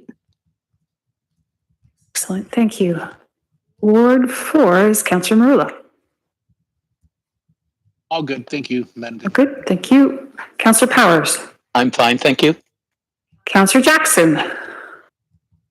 Acting Mayor Wilson, thank you. 3 quick public service announcements to say. First of all, because of this long 9-hour meeting and my duties to council business, I unfortunately missed out on 2 retirement parties of terrific recreational city staff that was held this afternoon at Sackville Senior Center. But I did send gifts from my office. I want to give a great shout out to the retirement after 30 years of serving us to Manager Eleanor Morton, and to Supervisor Kathy Kohler, again with over 30 years of exemplary service. Kathy, to my knowledge, was primarily in recreation her entire career at the city, absolutely beloved by all the seniors at Sackville Hill, dedicated right to the core. And Manager Eleanor Morton, who, if I recall, for half of her career came from the social service area department of our city and formerly region, and the last 10 years approximately has been manager at Sackville Hill and has provided exemplary leadership. Congratulate both of them. Going to miss them enormously. politically and personally. Wish them the very best in their next chapter of their lives. Secondly, tomorrow night, Thursday night, follow-up meeting for my Eastmount community for the Sherwood Plaza proposal where the old 5-pin bowling lanes used to be. You heard from me a month ago. I had my first in-person town hall meeting at Carmen's Banquet Hall, and over 100 people turned out. I know you've heard me say this repeatedly, probably ad nauseum, but my community was just desiring and yearning for in-person meetings. And tomorrow night, I suspect I'll have a similar good-sized crowd out. And this time, the owners, along with the planning and architectural agents, will be joining me to hopefully answer some more questions and concerns and see if we can get some consensus from the community moving forward. So that's tomorrow night, Thursday at 6:30 at Carmen's. Please come. And lastly, on June 23rd, again at Carmen's Banquet Hall at 6:30, the proposal to reconstruct Mountain Brow Boulevard and Concession Street from Upper Gauge right over to the Kenilworth Circle. Letters are being sent out as we speak, inviting my community, the 2 or 3 neighborhoods abutting Mountain Brow Boulevard and Concession. We want to replicate and mimic the tremendously popular, successful project outcome we did on Mountain Brow Boulevard from Kenilworth Circle to Mohawk about 4 or 5 years ago. I know there's a great appetite from my constituents and community to come out, and city staff will be in attendance. So again, that's June 23rd, again at Carmen's Banquet Hall, 6:30 p.m., but letters should be arriving over the next week or two. Thank you, Acting Mayor Wilson. Thank you, Councillor Pauls. Thank you. And of course, Councillor Jackson took my thunder. I also was going to go to the retirement gathering at Sackville for Eleanor Morton and Kathy Kolar. I actually was planning this about back in March. We were talking about doing something, and I'm going to miss Eleanor. Sackville's in Ward 7. I go there often. I actually play some pickleball there indoors, so I love going there. So I sent my assistant to go and with certificates. So I just want to say congratulations to Eleanor and Kathy. Second, tomorrow is a big day at Convention Center. We are passing the Birmingham passing of the Queen's Baton. But the best thing is we're honoring Chris Cutler. And many of you knew Chris Cutler. I knew him because he used to do the spin classes at the Y.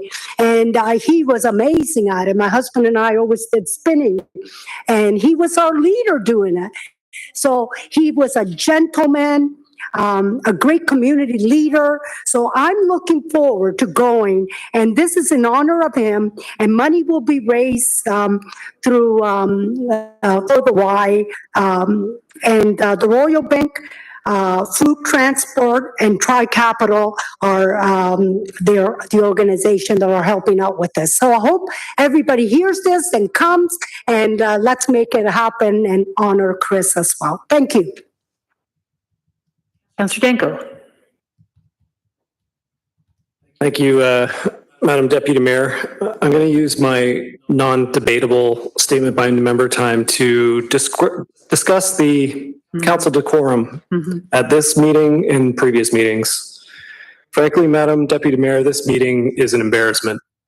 The harassment, the belligerence, speaking out of turn, the inability to request to speak, then forever bickering about it every single time, speaking over the chair, speaking over other councillors, asking the same question over and over and over, speaking off topic, being ruled out of order over and over and over, abuse of staff, challenging the chair, disparagement of our colleagues, disparagement of members of the public, the insults, the threats, the angry phone calls and voice messages, the feigned innocence, bickering with the chair and everyone else constantly, the pattern of purposely disrupting the meetings and then just leaving, going on the speakers list 2, 3, 4 times, the personalization of debate, the not showing up to committee meetings and then expecting all these questions to be asked and answered at a council meeting, the arriving unprepared and uninformed.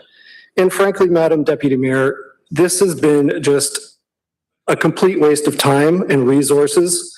And unfortunately, we're wasting the time of this council. We're wasting the time of our professional staff who are highly paid to be here. And we're wasting the time of our taxpayers who, more than anything, deserve mature leadership from this council. The behavior that was on display today, frankly, is toxic for all of us. It's toxic to our staff, to the press who are forced to sit through this, to the public who may be watching. It's toxic to the reputation of our municipality. So I want to thank you, Madam Deputy Mayor, for your attempts to maintain decorum, your best attempts in this meeting. I know it is a challenge if you have councillors that are simply unwilling to participate in a respectful manner. I know that you've done your best, but frankly, we can't place all this burden on the chair alone. We have to take responsibility. This reminds me of, it's like a toddler throwing a tantrum. The parents ignore them. They just live with the disruption, but everyone else observing this behavior is wondering, what is the matter with that child and why are the parents permitting that behavior? They've become desensitized to it. So why are we permitting this behavior? It's not just this meeting. It's not just the last meeting. It's the same behavior every time. And as I said at the beginning, I'm embarrassed. I'm embarrassed for the dignity of the office that we all represent. The office of a city councilor. This is a serious position that we've been elected to, and it should be taken seriously. I think it's in the best interests of all of us to no longer tolerate this. And I believe we have a duty as a council to lead with dignity, respect, and maturity. And it's very unfortunate, Madam Deputy Mayor, that in my opinion, that did not happen today. Thank you. Thank you, Councillor. Councillor Partridge. Yes, thank you, Madam Chair. And I couldn't have said it better myself, but I have nothing more to add. Thank you. Thank you, Councillor Whitehead.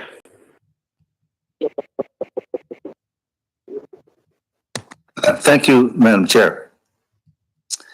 I've been a councillor for 18 years, broke the most popular vote twice, had the highest numbers twice in the city. That doesn't happen by accident. That happens by doing your due diligence and doing your work. The last 4 years, I can tell you, I've written articles in Spectator and both in people's their podcast, talking about what a great council and diversity of thought and the respectful conversations, whether we agreed or we didn't. I tell you, this term of council, this council is an embarrassment. The reason why this council is an embarrassment, you got councillors they elected that have a social media group that represents 10% of what people think, but 90% of the narrative that's being talked about, and goes around threatening councillors on a regular basis, even though they're in pockets of the number of councillors sitting on this horseshoe right now, pretending that they're innocent, pretending that they are sanitized, that they are respectful. Meanwhile, they're sticking the knives in our backs. That is what's been happening in the last 4 years. Those three councillors know who they are. Councillor that just spoke, you want to talk about embarrassing. I represent that ward with the highest of dignity and highest of respect. What I hear and what I understand is that he was going to come to council and work in collaboration. 3 projects that I consulted with Ward 8 residents. 3 projects that I made a very strong point of having a deliberate conversation and having the community and neighborhoods come forward and speak to. He never spoke to those neighborhoods. What he did is unilaterally made decisions, like Aberdeen, like construction across the street on Gar Street. That's his collaboration. And then the chicken guy doesn't want to talk to people on the phone. What he wants to do is hang out platitudes, run away from being held accountable, and then throwing lopsided bombs that he can't defend. Well, I got news for you. I have a company we're putting together We're calling it council's highlights of the last 4 years. And in those highlights, we're going to project the bullying, the contempt. I mean, I had a councillor ask me for an apology who was chairing a meeting. And then we went back on the tape and looked at it. And what I had said was verified by staff. And I was apologizing for staff for something they had already verified. I was cut short on a meeting by 3 minutes that was recorded by many of the people watching.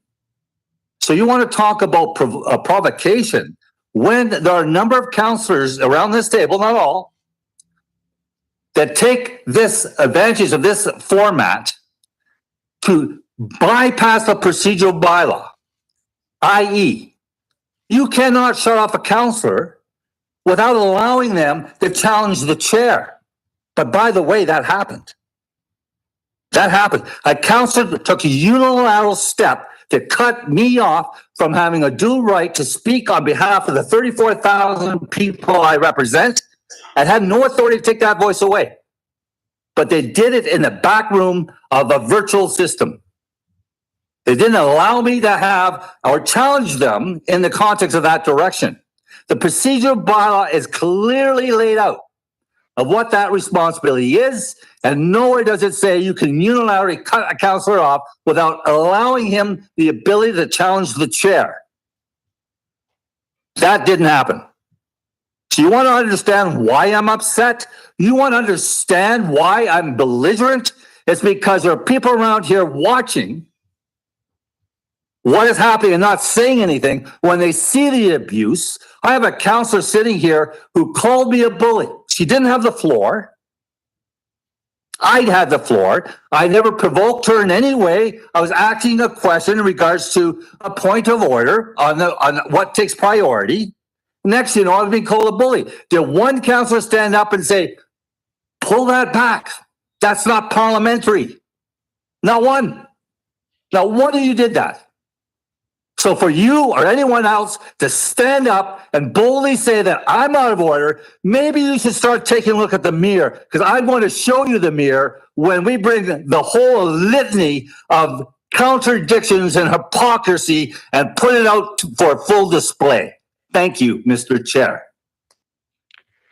It's Mrs. Chair to you. Ms. Chair, thank you. Councillor Vanderbeek.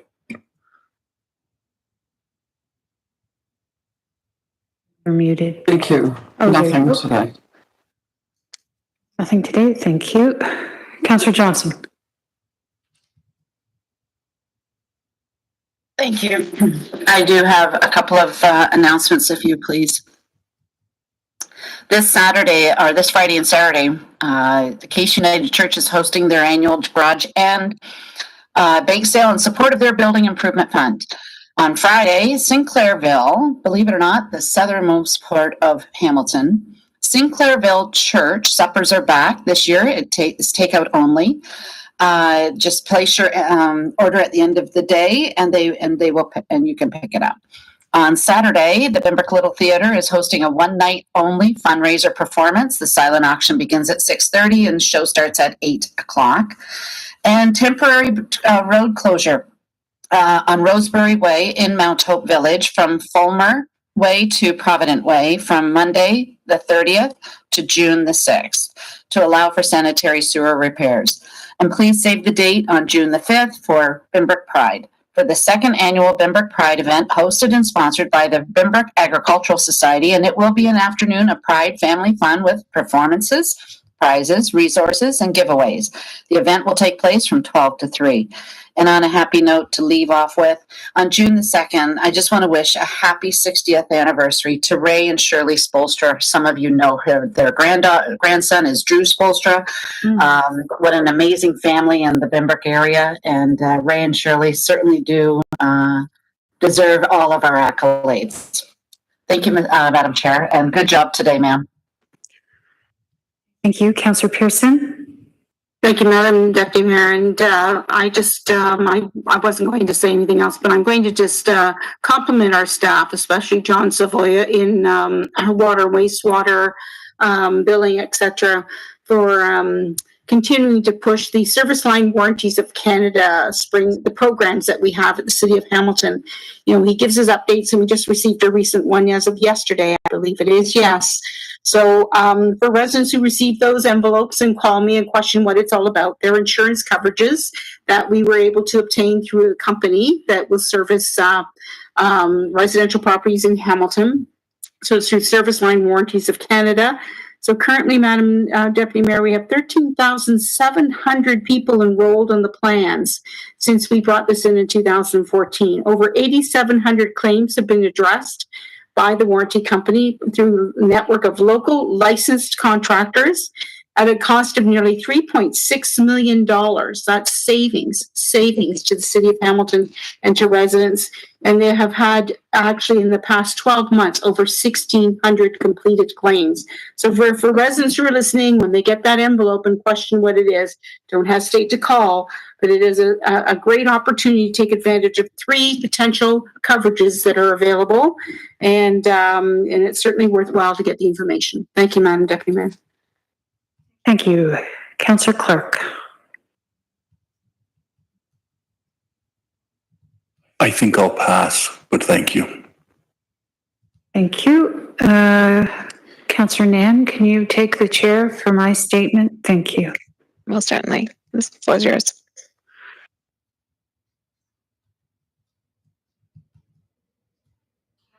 There's nothing that gets my goat more than when the integrity and competency of public servants are challenged by a member of council. And there's nothing that gets my goat more than the person who's in the chair doesn't call them on it. And that was my responsibility today. When we fail in our duty to uphold the integrity and the professional competency of our staff, we diminish the institution and the office that we seek to serve. I would like to admire and recognize the counsel that has been provided to me in Chair Clerk Holland and to Mr. Gauthier.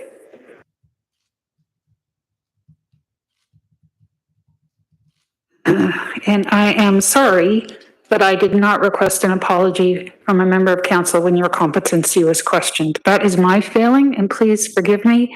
And on behalf of this council, I apologize and I appreciate your service. Like Councillor Danko, it has been a trying day of many days, too many days to mention in the past 4 years.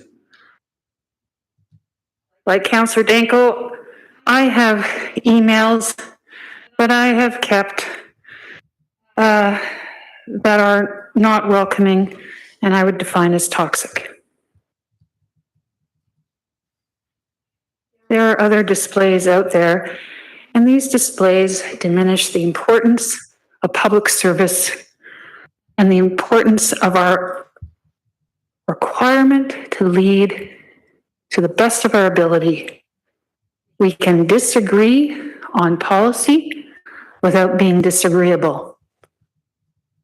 But when we question the integrity and the right for people who have been duly elected to be here, that is a line which should not be crossed. When we diminish our service by acts of belligerence, bullying, intolerance, we diminish this institution at a time when public institutions are under threat all over the world. And do not dismiss or diminish the importance that local government plays in creating an era of trust and confidence. It doesn't flow down, it flows up. It flows up from neighborhood to neighborhood, from ward to ward, and up to the city, onto the province, up to the federal government. It is our responsibility to uphold the integrity of this institution and the office which we seek to serve. When we come and deliberate and we are not prepared, when we are bullying, when we consistently, constantly, regularly, predictably inevitably interrupt, we diminish this institution. And we put at risk our very ability to attract the rich competency of the people who give us their best counsel.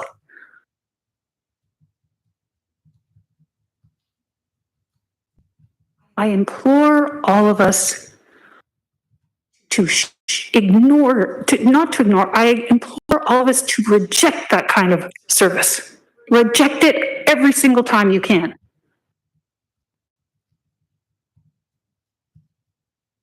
Hamilton deserves our best efforts. We did not see that on display today.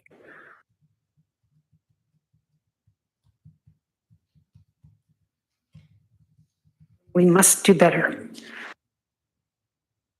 Mr. Collin, thank you again. Mr. Gauthier, thank you. That concludes my remarks. We will go on to council communications. Councillor Nan, may I please have a motion to receive the council communication updates? Certainly, and thank you. Item 7, council communications updates, that the listing of council communication updates from May 6, 2022 to May 19, 2022 be received, and it's moved by myself and seconded by Councillor Vanderbeek. Thank you so much.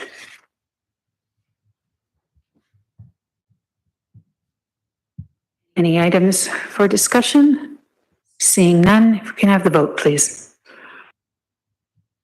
Affirmative vote from Councillor Powers, affirmative vote from Councillor Whitehead, an affirmative vote from Councillor Wilson, affirmative vote from Councillor Pauls.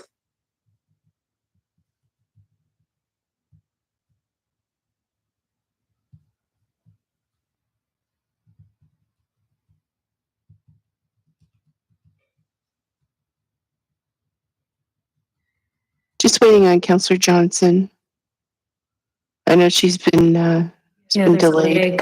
Lag there. Thank you. Councillor Johnson is thumbs up if that hasn't come through, Janet. Thank you.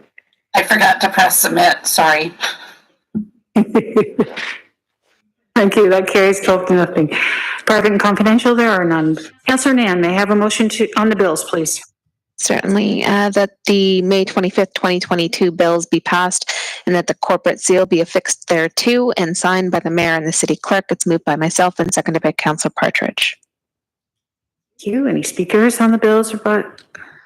Seeing none, please indicate your vote on the bills. Affirmative, Councillor Powers. Affirmative, Councillor Partridge. Affirmative, Councillor Pauls. Affirmative, Councillor Wilson.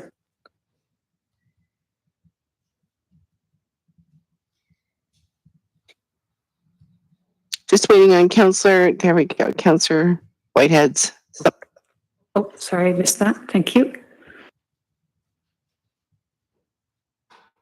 It carries 12-0. A motion to adjourn. Moved by Councillor Danko, seconded by Councillor Powers.